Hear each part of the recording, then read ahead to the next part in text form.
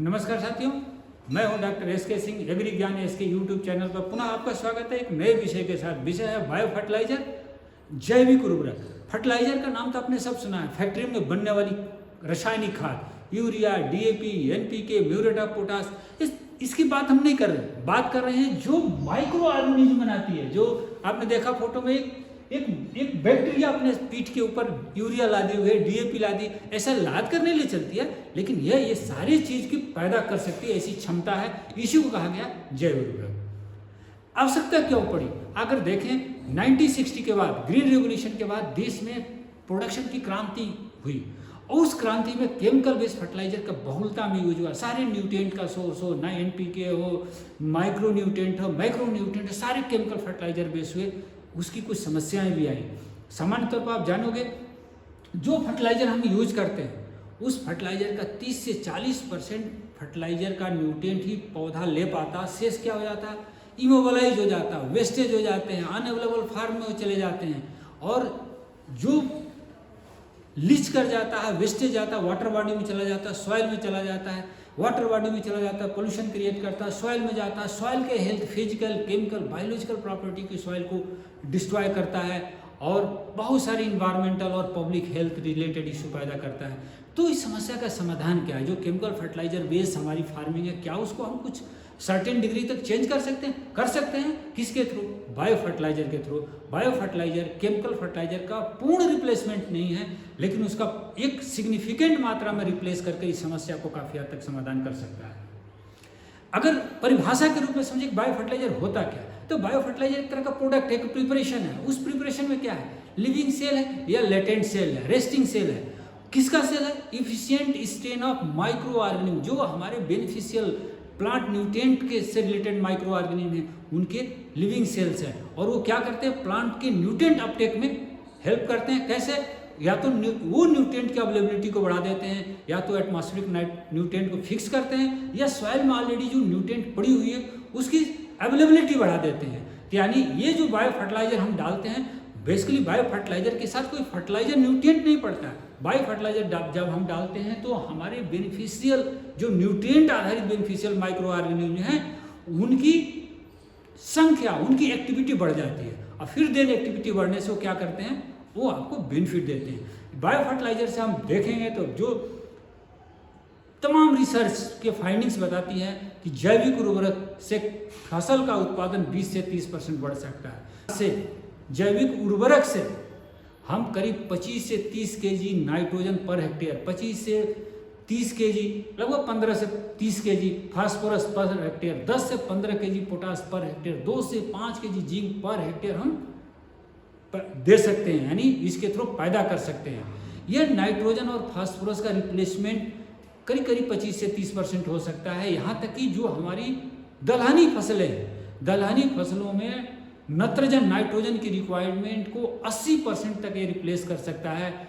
Indian Institute of Soil Science Bhopal Madhya Pradesh की एक finding है कि यह जो है के ऊपर लगने वाली सब्जियां लगभग 8 से 20% उसका उत्पादन बढ़ाता है, और जमीन की नीचे लगने वाली सब्जियों का उत्पादन ये 25 से 50% बढ़ाता है। देखिए कितना, ये इतना ही नहीं, यह न्यूट्रिएंट यूज इफिशियंसी भी बढ़ा देता है।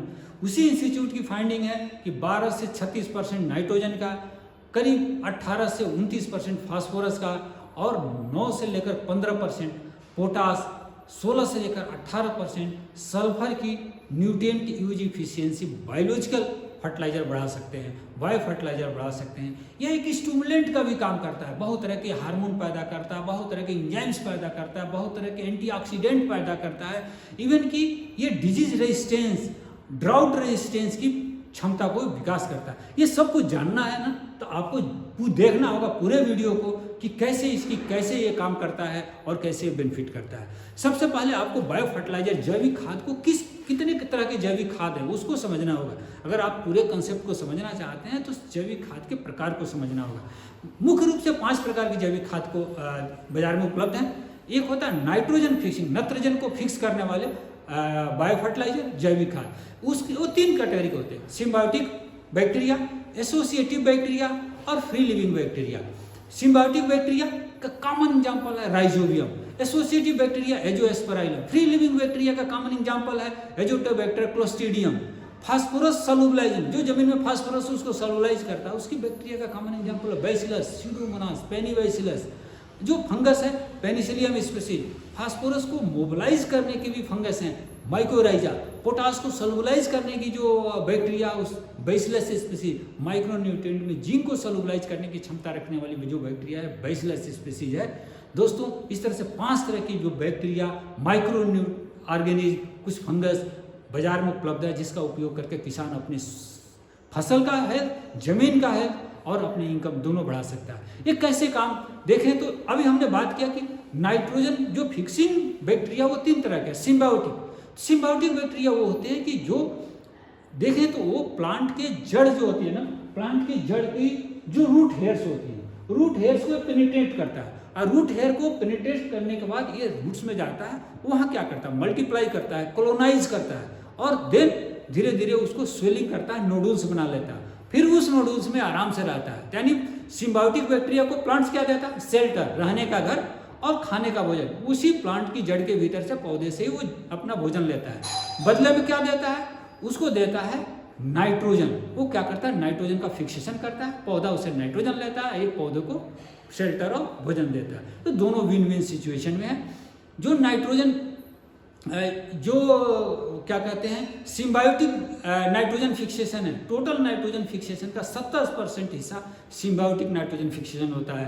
तो इस तरह से सिम्बायोटिक जो नाइट्रोजन फिक्सेशन है यह होता है। एसोसिएटिव, ये इस तरह से प्लांट से कोई इंटीमेट रिलेशन नहीं बनाता, लेकिन यह प्लांट्स के रूट के आसपास रहता है, रूट एग्जीक्यूट्स को फीड भी करता है और एटमॉस्फेरिक नाइट्रोजन को फिक्स करता है। इसका कॉमन एग्जांपल है एजोस्पेराइलम, और प्लांट उस फिक्स नाइट्रोजन को यूज करता है। फ्री लिविंग, इसका प्लांट से कोई संबंध है। फ्री लिविंग एनाएरोबिक सॉइल बैक्टीरिया है, ये सॉइल के भीतर रहता है, एटमॉस्फेरिक नाइट्रोजन को फिक्स करता है, उस नाइट्रोजन को प्लांट यूज करते हैं बिंदास तरीके से। इसका प्लांट से कोई मतलब नहीं है, लेकिन प्लांट को हेल्प करता है। एजोटोबैक्टर, क्लोस्ट्रीडियम इसके कॉमन एग्जाम्पल है। इस तरह से जैव उर्वरक आप होते हैं। आपने देखा कि ये जो जैव उर्वरक है, इसमें से जो नाइट्रोजन सिम्बायोटिक नाइट्रोजन फिक्सिंग है, वो जो गांठ बनाती है, वो गांठ ना, अगर गांठ को आप फाड़ कर देखें, कभी ब्लेड से काटें, तो देखिए उसके अंदर रेड पिंक कलर होगा। अगर रेड पिंक कलर दिखे तो समझ लीजिए बहुत हेल्दी नोडुल्स है। और खासतौर पर लेगुमिनस क्रॉप में ये लेगुमिनस क्रॉप में ही पाए जाते हैं। कुछ एक्सेप्शनल राजमा में सिम्बायोटिक नाइट्रोजन फिक्सेशन न होने के नाते उसमें रूट नोडुल्स या गांठें नहीं पाई जाती हैं, लेकिन अन्य लेगुमिनस में पाई जाती हैं और उसमें अगर इस तरह के हेल्दी दिखे तो अच्छी लक्षण है। एक अध्ययन जो विश्व लेवल का अध्ययन है वो बताती है कि 175 multiply by 10⁻6 ton nitrogen globally annually fix, ये बायोलॉजिकल जो सिस्टम है, बायोलॉजिकल फर्टिलाइजर है, बायो फर्टिलाइजर फिक्स करते हैं। इसको अगर थोड़ा सा और आसान भाषा में समझने का प्रयास करें तो करीब 17.5 करोड़ टन नाइट्रोजन प्रति वर्ष ये नाइट्रोजन फिक्सिंग बैक्टीरिया जमीन के अंदर फिक्स करते हैं। और आसान भाषा में समझें तो 38 करोड़ टन यूरिया के बराबर नाइट्रोजन का फिक्सेशन ये बायोलॉजिकल नाइट्रोजन फिक्सेशन करते हैं। आप समझ लीजिए कितने थाउजेंड ऑफ करोड़ का ये इसकी वैल्यू हुई। ये इस नाइट्रोजन फिक्सिंग बैक्टीरिया का सबसे पहले डिस्कवर किसने किया था? बहुत सारे लोग इस समय एग्जामिनेशन की तमाम तरह के एंट्रेंस की तैयारी, जो हरमन हेनरी गेल ने जो है और हरमन विल्फ्राग, ये 2 साइंटिस्ट हैं जो 1887 में सबसे पहले नाइट्रोजन फिक्सिंग बैक्टीरिया का डिस्कवरी किया था। 1901 में बेजीरिंग ने एजोटोबैक्टर क्रोकोकोकम का डिस्कवर किया था। बताया था कि एजोटोबैक्टर क्रोकोकोकम भी एटमॉस्फेरिक नाइट्रोजन को फिक्स करता है। क्रोकोकोकम फर्स्ट स्पीसीज थी एजोटोबैक्टर ग्रुप की जो नाइट्रोजन को फिक्स करती थी। अभी तक की समझ में हमने ये समझा कि नाइट्रोजन फिक्सिंग अलग है, फास्फोरस सॉल्युबलाइजिंग अलग है, पोटास सॉल्युबलाइजिंग अलग है, जिंक सॉल्युबलाइजिंग अलग है, बिल्कुल अलग अलग है। ये अलग अलग प्रोडक्ट बाजार में उपलब्ध हैं, अलग अलग प्रिपरेशन बाजार में उपलब्ध हैं, लेकिन वैज्ञानिकों ने थोड़ा और आगे बढ़ा। बहुत सारे कंपनियां, बहुत सारे रिसर्च इंस्टीट्यूट ने ऐसे बायो फर्टिलाइजर जैविक खाद बनाई है जिसमें 1 में 3 है। नाइट्रोजन फिक्सिंग भी है, फास्फोरस सॉल्युबलाइजिंग भी है, पोटास सॉल्युबलाइजिंग भी है, वो तीनों हैं, तीनों भी हैं। तो ये जो तीनों हैं उसमें जिसमें एजोटोबैक्टर भी है, फास्फोरस सल्यूलाइजिंग में स्यूडोमोनास स्पीसीज है, पेनीबैसिलस टाइलोपिली भी है, पोटेशियम सल्यूलाइजिंग में बैसिलस स्पीसीज भी है और ये बाजार में उपलब्ध है। तो आपको अगर अलग अलग न डालने चाहते हो तो आप एक प्रोडक्ट भी ला सकते हैं। यहाँ तक कि जो Indian Institute of Horticulture Research Hesaraghatta Bangalore में है, उन्होंने तो 4-in-1 प्रोडक्ट बनाया है। नाइट्रोजन भी है, फास्फोरस भी है, पोटास भी है, जिंक भी है, चारों को उपलब्ध कराने की क्षमता एक प्रोडक्ट में, एक बॉटल में है। उसको उन्होंने नेचुरा आर्का माइक्रोबियल कंसोर्शियम उसका नाम दिया हुआ है, जिसको आप उनसे उनके वेबसाइट के थ्रू उनसे प्राप्त कर सकते हैं और 4 का समाधान एक में प्राप्त कर सकते हैं। जैव उर्वरक जो भी होती है, चूंकि इसमें लिविंग है, देखिए एक चीज़ समझना होगा, यह यूरिया की बोरी नहीं है कि आप कहीं भी फेंक दें पड़ी रहेगी। इसमें एक लिविंग एंटिटी है, लिविंग माइक्रो ऑर्गेनिज्म है। तो कहा जाता है कि इसकी बेस्ट रिजल्ट के लिए आपको चाहिए 25 से 35 25 to 35 डिग्री सेल्सियस पर ही इसको स्टोर करें। अगर लिक्विड फार्मुलेशन है तो कहा जाता है 1 साल से 3 साल तक स्टोर किया जा सकता है। जो भी कंपनी है उसका अपना प्रिस्क्रिप्शन उस पर देती है कि इसकी स्टोरेज लाइफ क्या है, सेल्फ लाइफ क्या है। जनरली जो कैरियर सॉलिड कैरियर बेस है वो उनकी सेल्फ लाइफ 3 मंथ का है। इनको भी 25 से 35 डिग्री सेल्सियस पर स्टोर किया जाना चाहिए। इसके ऊपर के टेम्परेचर पर माइक्रो ऑर्गेनिज्म के इनएक्टिव होने के चांसेस बढ़ते हैं। ब्लू ग्रीन एल्गी साइनोबैक्टीरिया है, आपने काई देखा होगा, बहुत सारे धान की खेतों में आपने कभी कभी देखा भी होगा। ये साइनोबैक्टीरिया भी नाइट्रोजन फिक्सिंग कैपेसिटी रखती है, 20 से 30 kg nitrogen per hectare fix कर सकती है। तो ब्लू ग्रीन एल्गी का भी यूज एज ए जैविक खाद बहुत उपयोगी है, खासतौर पर धान की फसल में। और ये कहा जाता है कि धान की फसल में 15 से लेकर 20% उत्पादन बढ़ा सकती है। 10 से 15 kg ब्लू ग्रीन एल्गी का यूज किया जाना चाहिए। सामान्य तौर पर जब भी धान की ट्रांसप्लांटिंग करते हैं, रुपाई करते हैं, उसके 7 दिन बाद लगभग 1 इंच पानी होल्ड हो खेत में, तभी इसका यूज किया जाना लाभकारी होता है। अब ये बातें आती है कि ये सारे ये जो माइक्रो ऑर्गेनिज्म जो दिखते तो है नहीं, ये फर्टिलाइजर बनाते कैसे, वो मतलब नत्रजन, पोटास, फास्फोरस ये कैसे उपलब्ध कराते हैं। फैक्ट्री में बनने वाली फर्टिलाइजर तो दिखती है अब। तो चलिए इसके मैकेनिज्म, इसकी थ्योरी पर बात करते हैं। इस हिस्से में बात करते हैं, पहला बात करते हैं नाइट्रोजन फिक्सिंग बायो फर्टिलाइजर। दोस्तों आप सबको पता है इन्वायरमेंट जो हमारा 78% नाइट्रोजन है, लेकिन दुर्भाग्य से बस ये क्या गैसियस फॉर्म में, प्लांट गैसियस नाइट्रोजन को एब्जॉर्ब नहीं कर सकता, वो हमेशा आयनिक फॉर्म में एब्जॉर्ब करता है। और गैसियस फॉर्म में 78% होने के बावजूद भी पौधे के किसी काम में नहीं है। ये माइक्रो ऑर्गेनिज्म इसी 78% नाइट्रोजन को ट्रैप करते हैं। उनको ये माइक्रो ऑर्गेनिज्म बहुत सारे इंजाइम्स पैदा करते हैं, बहुत सारे एसिड पैदा करते हैं और बायोकेमिकल प्रोसेस से, अमोनिफिकेशन प्रोसेस से इन्हें अमोनिया में कन्वर्ट, NH4+ में कन्वर्ट करते हैं, अमोनियम में कन्वर्ट करते हैं। फिर नाइट्रिफिकेशन प्रोसेस, फिर बहुत सारे इंजाइम्स पैदा करते हैं, बायोकेमिकल रिएक्शन होता है, नाइट्राइट्स के बनते हैं और ये नाइट्राइट्स NO2- बाद में कन्वर्ट हो जाते हैं NO3- एंड नाइट्रेट में। ये जो NO3- है, मेजॉरिटी ऑफ प्लांट NO3- को ही एब्जॉर्ब करता, अपटेक करता है, कुछ प्लांट NH4+ को भी अपटेक करता है। तो इस तरह से इन्वायरमेंट के बेकार अनयूजफुल नाइट्रोजन का यूजफुल में कन्वर्जन ये माइक्रो ऑर्गेनिज्म कर देते हैं। अब बात आती है फास्फोरस, पोटास, जिंक, सल्फर, इनको कैसे ये छोटे छोटे माइक्रो ऑर्गेनिज्म न दिखने वाले जीव कैसे उपयोगी बनाते हैं। ये भी बहुत, मैं पहले भी बात किया कि जो इंजाइम है, जो एसिड पैदा करते हैं, बायोकेमिकल रिएक्शन करते हैं, उससे क्या होता है, जो सॉइल में पड़े हुए जो इनसेलेबल फॉर्म है, अनइनसेलेबल फॉस्फेट है, इनसेलेबल पोटास है, जिंक है, सल्फर है, उनको ये सोल्यूबल फॉर्म या अवेलेबल फॉर्म में कन्वर्ट कर देते हैं। जैसे अवेलेबल फॉर्म में कन्वर्ट होता है तो प्लांट्स रूट उसको एब्जॉर्ब करने लगती है। आप जानकर आश्चर्य होगा आपको, सॉइल में एबेंडेंट ऑफ फास्फोरस है, लेकिन जिस तरह से इन्वायरमेंट एबेंडेंट ऑफ नाइट्रोजन है, किसी काम का पौधे के लिए नहीं है, उसी तरह से एबेंडेंट ऑफ फास्फोरस सॉइल में होने के बावजूद सॉइल पौधे के किसी काम के नहीं है। यहाँ तक कि जो फास्फोरस आप डालते हो, जो पोटास आप डालते हो, वो भी फिक्स हो जाता है, क्विकली फिक्स और अनअवेलेबल हो जाता है।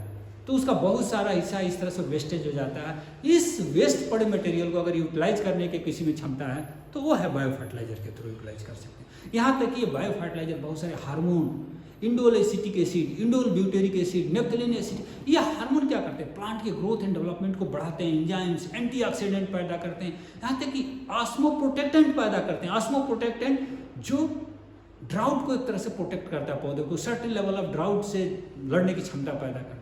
तो अथाह इसमें क्षमता है, बशर्ते इसका सही सदुपयोग किया जाए, प्रॉपर साइंटिफिक मेथड से उपयोग किया जाए। अब बात आई कि क्या कोई भी बायो फर्टिलाइजर किसी भी फसल में डाली जा सकती है? नहीं। ये ध्यान देने वाली कौन सी बायो फर्टिलाइजर किस फसल में उपयोगी है, खासतौर पर नाइट्रोजन को लेकर आपको सावधानी बरतनी होगी। जो नाइट्रोजन फिक्सिंग है, राइजोबियम है, राइजोबियम को अनिवार्यतः जो है हमारे लेगुमिनस क्रॉप के में ही यूज किया जाना चाहिए। राइजोबियम को आप राइस में यूज कर दो कोई काम नहीं करेगा, आप सोचोगे कि हमने डाला भी और कोई लाभ नहीं हुआ। तो राइजोबियम का किस में यूज करना है? लेगुमिनस में, यानी पल्सेज में, pigeon pea, cow pea, green gram, black gram, groundnut, ये सोयाबीन, इन सब में आप किसको यूज कर सकते हो? राइजोबियम। और राइजोबियम के साथ आप फास्फोरस सॉल्युबलाइजिंग भी यूज कर सकते हो, पोटास सॉल्युबलाइजिंग भी यूज, उसमें कोई प्रॉब्लम नहीं है। इनका कोई एंटागोनिस्टिक रिलेशन नहीं है कि एक दूसरे को नुकसान करें। लेकिन यही आप व्हीट, सोरगम, मेज, कॉटन, मस्टर्ड, पोटैटो, वेजिटेबल में यूज करना चाहते हैं तो क्या करेंगे? एजोटोबैक्टर, ये बहुत ध्यान रखिए। एजोटोबैक्टर के साथ भी आप पीएसबी यूज करिए, फास्फोरस सॉल्युबलाइजिंग बैक्टीरिया, कुछ लोग पीएसबी बोलते हैं, पोटास सॉल्युबलाइजिंग पीएसबी बोलते हैं, तो उनको यूज कर सकते हैं। धान में अगर जाते हैं तो एजोस्पेराइलम का यूज आप करना चाहिए। शुगर केन में एसिटोबैक्टर का यूज किया जाना चाहिए। अगर इस तरह से आप यूज करते हैं तो जो पहले हमने लाभ का निश्चित तौर पर मिलेगी। कैसे करें उपचार? ये तो आपको पता चल गया कौन सी बायो फर्टिलाइजर है, कितनी लाभ देती है, लेकिन उपचार तो कैसे करें? इसके उपचार करने के 3 मेथड है। सीड का ट्रीट भी कर सकते हैं, सीडलिंग का ट्रीट करते हैं, पौध का भी उपचार कर सकते हैं, सॉइल का उपचार कर सकते हैं। तो जैविक खाद से हम तीनों तरीके से उपचार कर सकते हैं। सीड का उपचार, बीज का उपचार कैसे करें? 200 ग्राम, यदि आप पाउडर शेप में बायो फर्टिलाइजर ले, 200 ग्राम अगर नाइट्रोजनस बायो फर्टिलाइजर ले रहे हैं और 200 ग्राम अगर आप पीएसबी भी ले रहे हैं, दोनों ले लीजिए। 300 से 400 ml पानी में आप उसको एक तरह से क्या बनाइए, लुगदी बनाइए, स्लरी बनेगी, उसमें पेस्ट टाइप का बनेगा, और उसमें आप मिक्स कर दीजिए 10 kg सीड को, सीड के ऊपर अच्छी तरह से चिपक जाएगी, छाए में थोड़ी देर सुखा दीजिए और फिर सीड की सोइंग करिए, प्रॉपर रिजल्ट मिलेगा। अगर लिक्विड है आप तो 100 ml बायो फर्टिलाइजर 1 लीटर पानी में घोल बनाइए, 1 एकड़ सीड, 1 एकड़ में जो जितनी सीड लगती है उसमें डालिए, आधे घंटे के लिए उसको पड़े रहने दीजिए, फिर निकालिए, छाए में सुखाइए आधे घंटे के लिए, आधे से 1 घंटे के लिए, कोई नुकसान नहीं करेगा, फिर उसकी बुआई करिए। सीडलिंग ट्रीटमेंट कर रहे हैं, 1 kg पाउडर शेप में 1 kg बायो फर्टिलाइजर 40 लीटर पानी में घोल बनाइए, 1 हेक्टेयर में जो लगने वाली सीडलिंग है उसके रूट को डीप करिए, फिर आधे घंटे के लिए छाए में सुखाइए और फिर ट्रांसप्लांट करिए। लिक्विड में 500 आधा litre liquid bio fertiliser 2.5 litre पानी में घोल बनाइए और 1 एकड़ की सीडलिंग की रूट को डीप करिए, आधे घंटे ड्रिप रहने दीजिए, बाहर निकालिए, थोड़ी देर छाई में हल्का सा ड्राई करिए, सीधे सीधे आप ट्रांसप्लांट करिए, रिजल्ट मिलेगा। सॉइल को ट्रीट करना है, 4 kg बायो फर्टिलाइजर लीजिए, 2 क्विंटल गोबर की खाद या कंपोस्ट में उसे अच्छी तरीके से मिक्स करिए, 1 रात रखिए, 2 रात उसे होल्ड करिए, 1-2 रात करिए, कोई नुकसान नहीं होगा। और फिर उसको आप चाहे तो और ज़्यादा गोबर की खाद में मिक्स कर लीजिए और बीज की बुआई के समय, सीड सोइंग के समय उसे पूरे 1 हेक्टेयर खेत में यूज करिए, लाभ पक्का मिलेगा। यहाँ तक कि जो लिक्विड बायो फर्टिलाइजर है आज की डेट में ड्रिप लाइन के थ्रू, सॉइल ड्रेंचिंग के थ्रू भी यूज किए जाने लगे हैं। दोस्तों बहुत लाभकारी है, उपयोग किया जा सकता है। अब बात आती है कि कौन सी बायो फर्टिलाइजर कितनी न्यूट्रिएंट देता है, इसको हम लोग इस पिक्चर के माध्यम से समझने का प्रयास करें। देखिए अब हम बात करते हैं नाइट्रोजन बायो फर्टिलाइजर, चाहे राइजोबियम हो। देखिए राइजोबियम से कहा गया कि 25 से 30 kg, देखिए 25 से 30 kg nitrogen per hectare. Urea के रूप में समझें तो 54 to 65, 1 से 1.25 बोरी यूरिया, 1 से ज़्यादा ही 1.5 बोरी यूरिया के बराबर आपका नाइट्रोजन फिक्सेशन राइजोबियम कर सकता है। दोस्तों इस तरह से अगर फास्फोरस आपने पीएसबी यूज किया, फास्फोरस सॉल्युबलाइजिंग बैक्टीरिया यूज किया है, और जो NBIM है, National Bureau of agriculturally important micro organism जो है, मऊ उत्तर प्रदेश में ICAR का इंस्टीट्यूट है, उनका जो फाइंडिंग है कि जो पेनीबैसिलस टाइलोपिली नामक जो माइक्रो ऑर्गेनिज्म उन्होंने अपने पीएसबी में डाला, वो कहते हैं कि 25 से 30 kg फास्फोरस पर हेक्टेयर ये अवेलेबल करा सकता है। यानी कह सकते हैं 1.5 से लगभग 2 क्विंटल सिंगल सुपर फास्फेट के बराबर है। आपकी सिंगल सुपर फास्फेट की डिमांड लगभग 2 क्विंटल घट जाएगी अगर आपने इसको सही तरीके से यूज किया है। अन्य जो स्ट्रेन है, जो कई बार IRI के अगर आप फाइंडिंग्स में देखेंगे तो उन्होंने दूसरी स्ट्रेन यूज किया 10 से 15 kg उससे जो सिंगल सुपर फास्फेट की अगर इक्वल फास्फोरस की तुलना करें तो लगभग 60 से 90 kg, मतलब काफ़ी मात्रा होता है। इतनी आप सिंगल सुपर फास्फेट को रिप्लेस कर सकते हैं इस PSV के थ्रू। पोटास 10 से 15 kg पोटास पर हेक्टेयर इसे PSV के थ्रू मिल सकता है। जो म्यूरेट ऑफ पोटास जो खाद है, रासायनिक खाद है, लगभग 15 से 16 से 25 kg के बराबर है। तो इस तरह से इतनी खाद की मात्रा पर हेक्टेयर आप चाहो तो बायो फर्टिलाइजर से रिप्लेस कर सकते हैं। जिंक सल्फेट 2 से 5 kg का रिप्लेसमेंट सीधे बायो फर्टिलाइजर्स कर सकते हो। केमिकल फर्टिलाइजर इतनी आप पर हेक्टेयर घटा सकते हो। पूरे देश को देखो तो लाखों करोड़ टन हो जाएगा।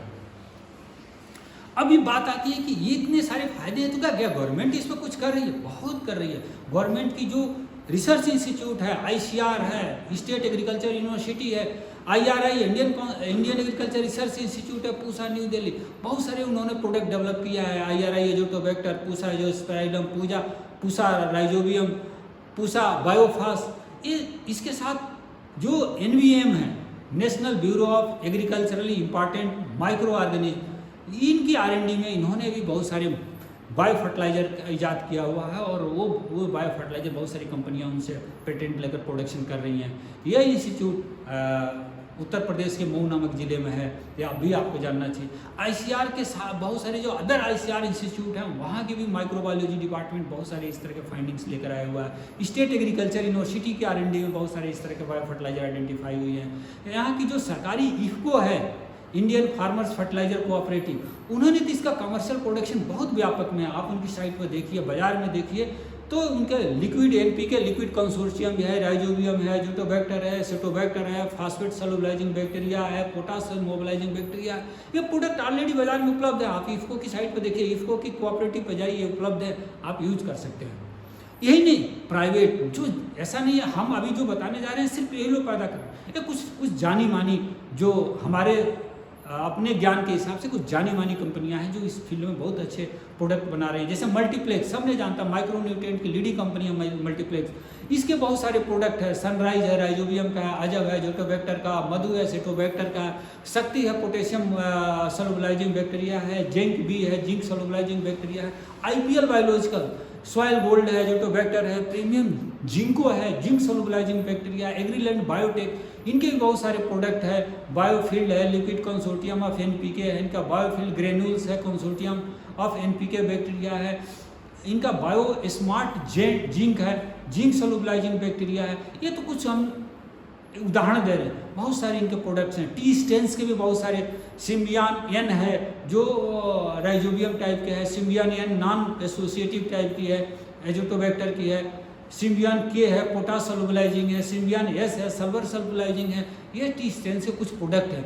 दोस्तों ये एक लिस्ट, एक स्मॉल लिस्ट है, बहुत सारे कंपनी, बहुत सारे अच्छे प्रोडक्ट बाजार में उपलब्ध है। आप इसको सही थोड़ी सी ध्यान देने की आवश्यकता है, एक्सपायरी, अच्छे स्ट्रेन और सही स्टोरेज और अच्छी मेथडोलॉजी, कुछ सावधानी बरतनी होगी। इस रिजल्ट पाने के लिए कुछ सावधानी बरतनी होगी।